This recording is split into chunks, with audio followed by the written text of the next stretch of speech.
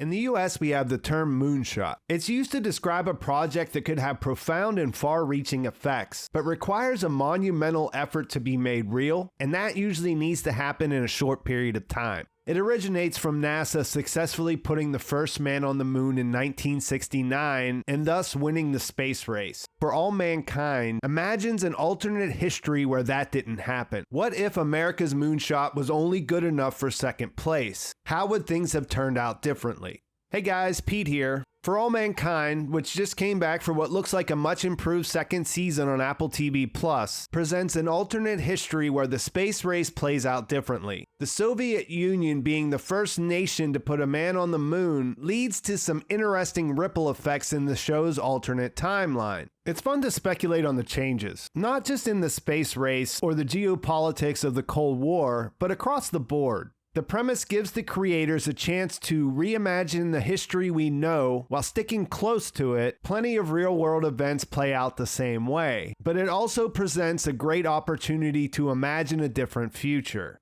As a warning, this video will include spoilers for the first season and the time jump that happens before season 2 gets started.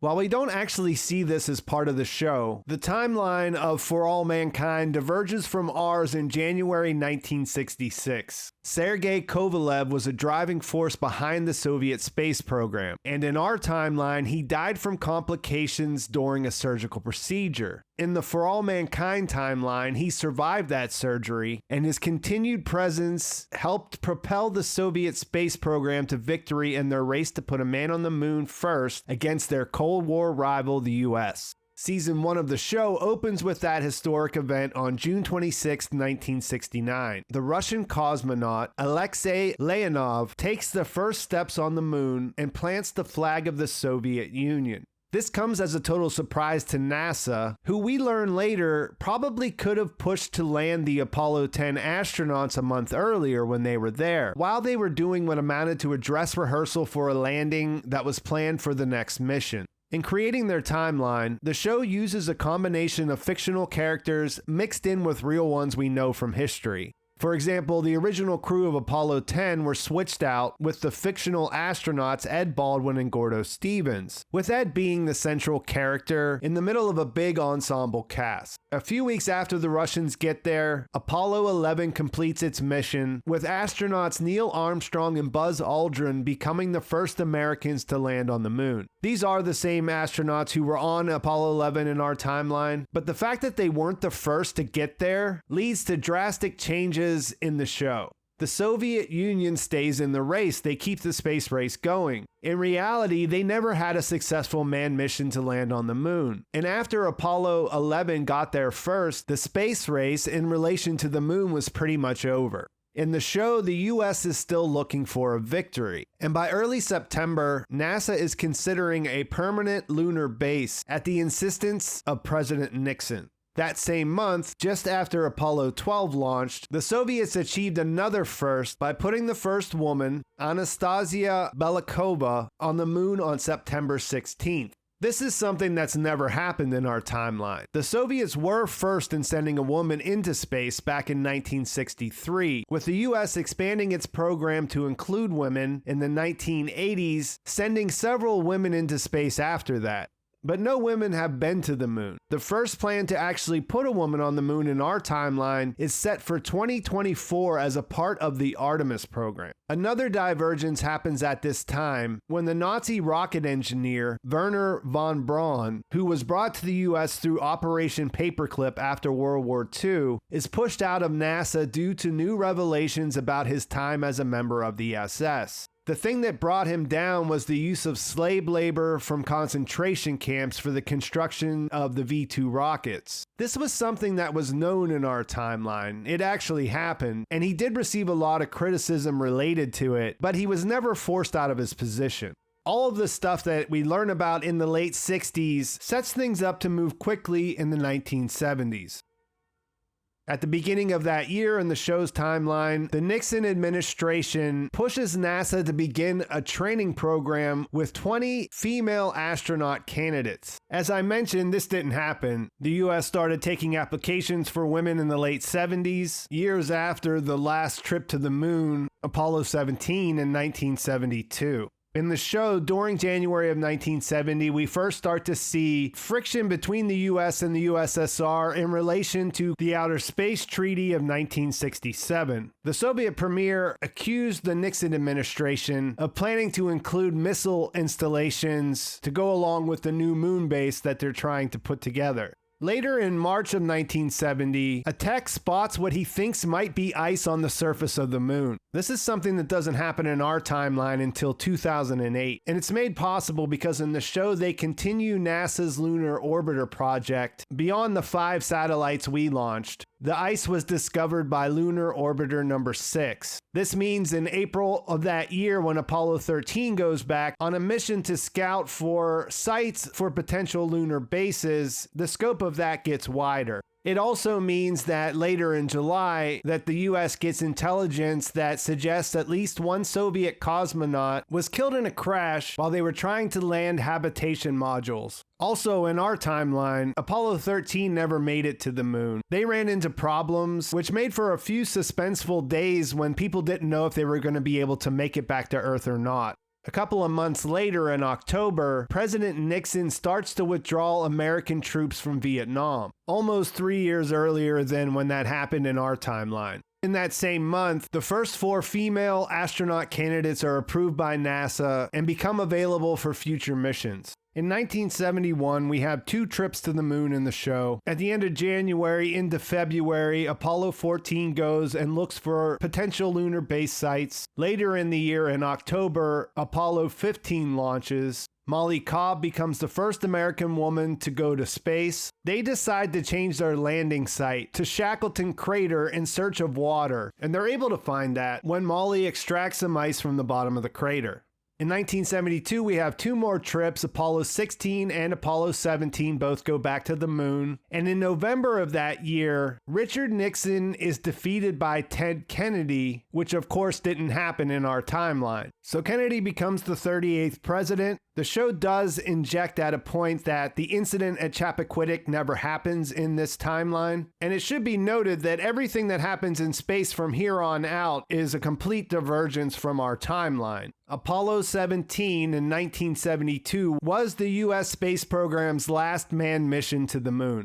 In the show, after the election, Apollo 18 goes back to the moon. In the first half of 1973, Apollo 19 and Apollo 20 both happen. And also in the show's timeline, the Space Shuttle and Sea Dragon programs are both approved. And in his State of the Union address, President Kennedy vows that the USSR won't beat the United States to Mars. In October of 73, Jamestown, the first American lunar base, lands on the surface of the moon near Shackleton Crater, and it's occupied at first by the crew of Apollo 21. In July of 1974, Apollo 22 launches to replace the crew of Apollo 21 at Jamestown. In August, Apollo 23 explodes on the launch pad. That kills the director of Johnson Space Center, Gene Kranz, as well as another 11 staff members who worked at the launch pad. We also see the Equal Rights Amendment ratified when the state of Illinois becomes the 37th state to ratify it. So in the alternate timeline, the fictional astronauts of the fictional Apollo 22 are stuck at the fictional Jamestown lunar base. By this time, the Soviets have their own lunar base that's manned by 3 cosmonauts and is located about 8 miles away from Jamestown. In fictional politics, Kennedy still pardons Richard Nixon for the Watergate break-in, and then he's hit with a scandal when photographs of him are surfaced where he's in compromising positions with one of his female White House staffers. Because of the Apollo 23 explosion, the 22 crew is there for much longer than they should be, and Gordo Stevens starts to have a mental breakdown. When she realizes this will end his career, astronaut Danny Poole fakes an injury so the 2 of them have to return to Earth, leaving Ed Baldwin there by himself.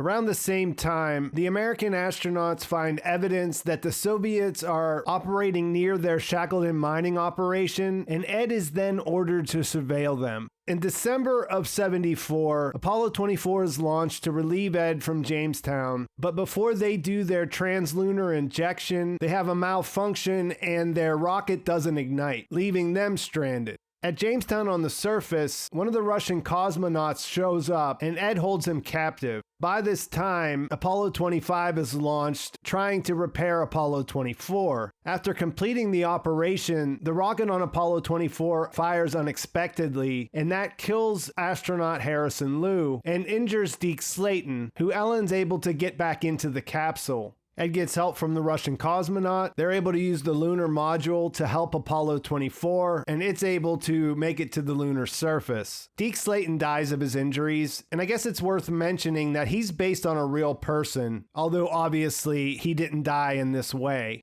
And Ellen relieving Ed at Jamestown, him going back home, that's the end of season 1.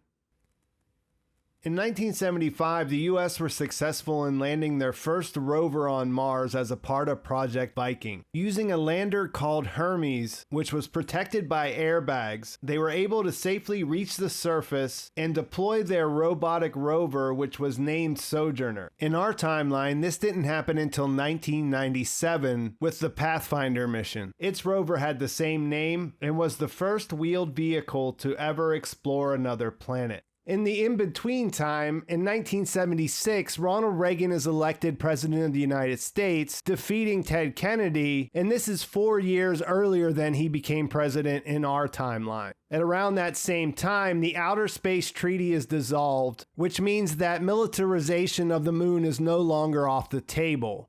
In 1977, the U.S. has its first launch of the Sea Dragon, which happens a year after the Russians had launched their first N3 rocket in the show's timeline. The Sea Dragon continues in use. It's basically for heavy payloads. The first launch carried over 1 million pounds of building supplies, and that included equipment and fuel for the expansion of the Jamestown base.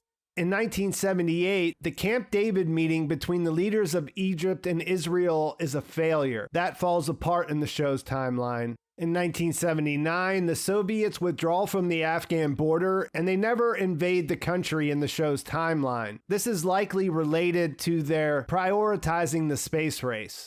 President Reagan is able to bring home the American hostages that were held in Iran, ending that crisis in just 92 days. In 1980 in the show, John Lennon survives the assassination attempt that happened to him in New York City. In real life, of course, he died there. The miracle on ice never happens. The Soviet team defeats the Americans at the Winter Olympics at Lake Placid, New York, and Reagan is reelected as president with a narrow margin of victory.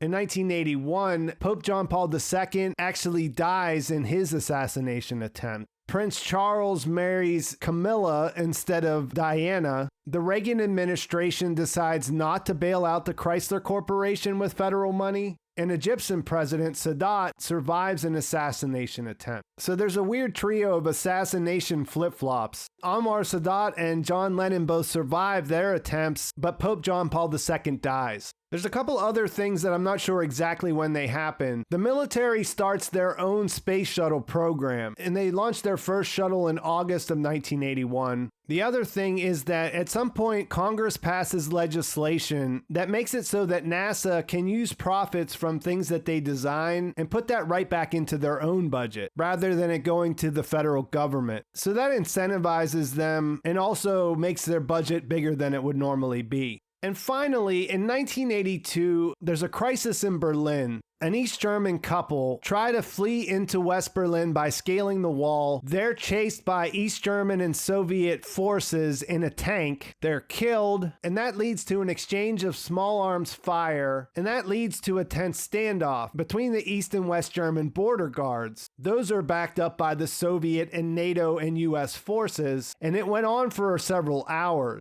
Andropov, the Soviet premier, warned that this kind of thing showed that the Reagan administration was approaching a dangerous red line of nuclear war. And in that time, the threat level was escalated to DEFCON 4, and the US scrambled aircraft near the Soviet border. And that's pretty much all the major changes we've seen so far. What's interesting is that we already know there's a season 3 coming. It's already been ordered, and the creators have said that it's going to probably skip another 10 years. So at some point, we're going to see these divergences turn into a different place that we barely recognize, and if they can stick around for enough seasons, they'll eventually pass us, and we'll be speculating about a future. So I'm going to leave it there. Let me know what you think about the alternate timeline. Which changes do you like? Which ones would you have liked to have seen? What do you hope to see in the future? Please like this video if you enjoyed it. Please subscribe to my channel if you haven't already. Thanks for watching. I'll talk to you soon.